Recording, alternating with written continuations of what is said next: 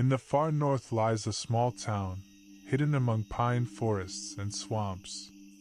A dark river runs through it, black as oil. The locals call it the Black River. On its bank stands an old house that has been abandoned for nearly 50 years. People avoid it. Some whisper about voices, others swear they've seen a figure in the window. But one thing is certain, anyone who dared to enter after sunset never stayed for long. This is not a tale or a legend. What you're about to hear is based on real events that began almost half a century ago, and continue to this very day. In 1974, the house was home to a doctor, Nikolai Sokolov, his wife Anna, and their two children, 12-year-old Vadim and 8-year-old Marina. Neighbors said they were the perfect family, kind, hardworking, always ready to help. Nikolai often treated patients for free when they had no money. But one night, the neighbors heard a scream. When police broke down the door, chaos filled the house. Furniture overturned, belongings scattered everywhere, blood smeared across the hallway floor. In the children's room they found a doll with its eyes ripped out, and drawings showing strange dark figures standing at the window. The entire family had vanished. No bodies, no signs of escape, nothing. Authorities sealed the house. But within a week, the seals were broken, the windows wide open, and inside, everything had been cleaned, as if someone still lived there. By the late 1970s, two local boys dared to test the legend. Armed with a tape recorder, they spent the night inside. 3 days later, their bodies were found by the riverbank. One boy had drowned, his skull crushed on the rocks.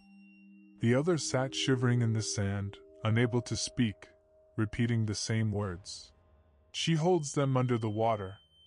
He never recovered, spending the rest of his life in an asylum. Police tried again to lock the house, but teenagers kept sneaking in. Some reported hearing footsteps behind them when the rooms were empty. Others said the house reeked of damp soil and bleach, as if someone had been washing away blood. In the 1990s, a businessman bought the property, planning to turn it into a lodge. A month later, he disappeared. Workers claimed he had been hearing a woman's voice at night, calling him toward the river. His car was found abandoned on the bridge. His body was never recovered. The townsfolk began calling the house a black mark. Rumors spread that Dr. Sokolov had experimented with something forbidden, and that his family were the first victims. Others believed the river itself had taken them. Every time someone vanished inside, strange things surfaced from the water: children's shoes, women's dresses, and once, even an old stethoscope. In 2015, a group of vloggers traveled from Moscow to film a real haunted house. They set up cameras and entered at night. The footage shows them laughing, joking, until suddenly all of them turn their heads toward the staircase. The camera shakes, a girl screams, and the recording cuts out. A week later, their belongings were found inside, their phones floating in the river. Official reports claimed the group drowned. Unofficially, local rescuers refused to camp near the site. In 2020, 5 university students researching folklore entered the house. Only one girl returned. She claimed they had discovered a hidden basement no one knew about. The walls bore claw marks and dried blood. In the corner stood an iron bed with leather straps. She said she heard children crying, and saw water rising from the floor itself. Her friends tried to escape, but the door slammed shut. She barely managed to break through a window, shredding her hands on the glass. The others never came out. Today, the house on the Black River still stands.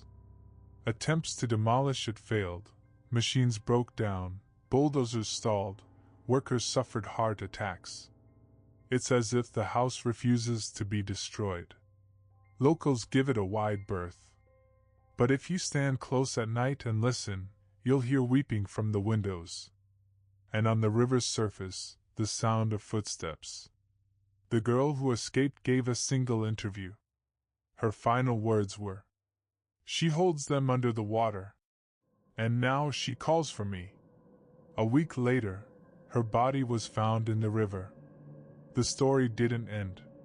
Because every year, someone else dares to enter the house on the Black River. And no one has ever returned. There are towns where history peels away like old plaster, pre-war, post-war, and today, all held together only by the habit of silence. Our town is one of those. Surrounded by swamps and silent factories, it hums with a strange emptiness.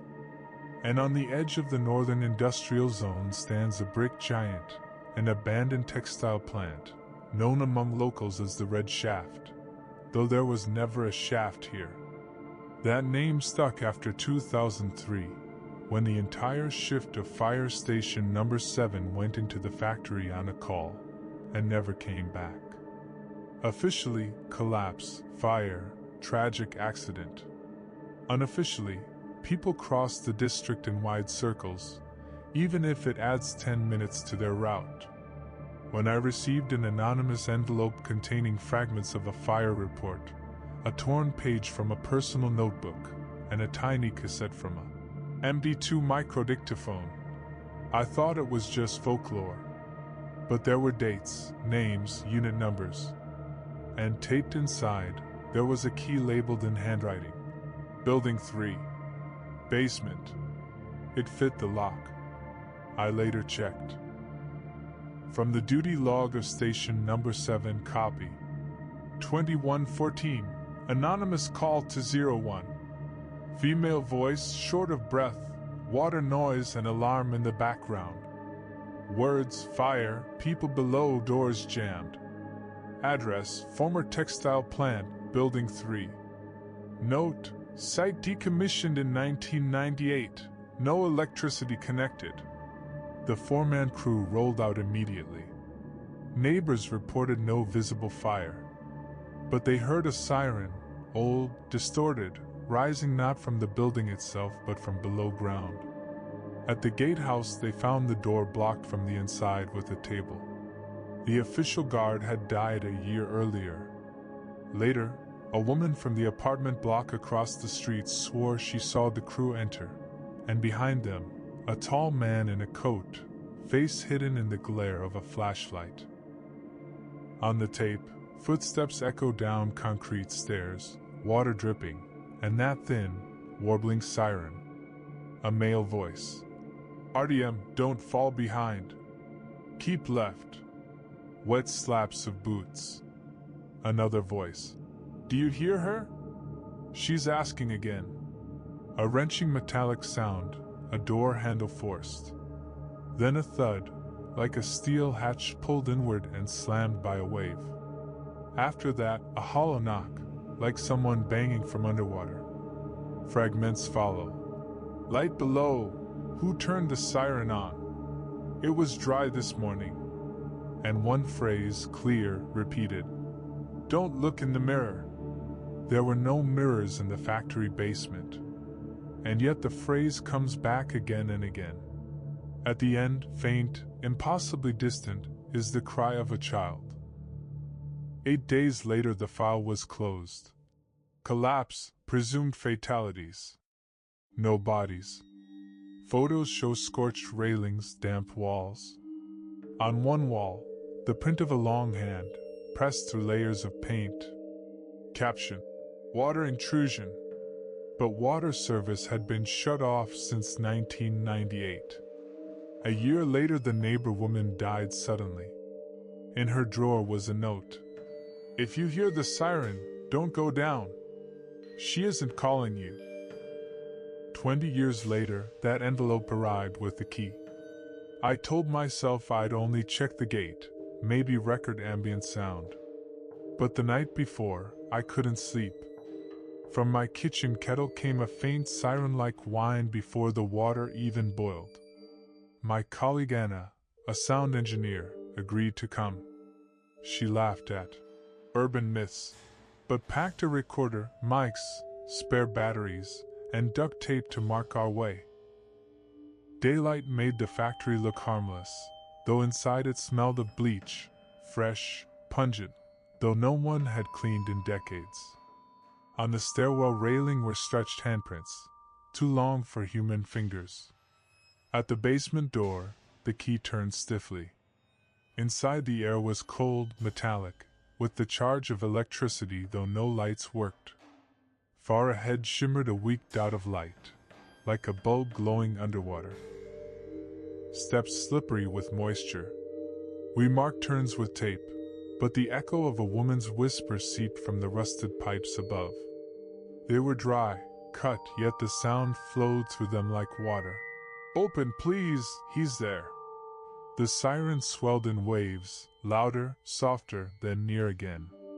On the wall hung a metal sheet painted with the words, "Do not look." Below it, behind cloudy glass, a reflection appeared. It showed Anna holding her mic in the wrong hand. I dragged her away. For a heartbeat I saw a third shadow moving between us. At the bottom we reached the pump station. All machinery disconnected. Yet from the far corner came a roar like rushing water. On the table lay a swollen notebook. One page legible. We came down to the siren. The door closed by itself. She is behind it. She doesn't want us to leave. Don't look. As I read, the noise cut out. Silence. Then in the recorder playback, faint but clear, a child's laugh, brushing the mic-like fingers across glass. We tried to leave, but the duct tape markers were gone. In their place, streaks of wet handprints. The stair turned into a solid wall of fresh concrete. Anna filmed it. In the phone's reflection we could see the stair continuing upward, our tape still there. And two silhouettes, us, standing slightly ahead of where we really were. The siren pulsed again, not loud but right behind the wall. The floor vibrated like a beating heart. An exit sign glowed pristine, arrow pointing into darkness. Scratched beside it. Don't trust the arrow. And under-smeared handprints. They didn't drown. They are held, until they look. We entered a broad chamber, ankle-deep in still water, though no pipes fed it. From the ceiling no lamps hung, yet the water reflected a pale light.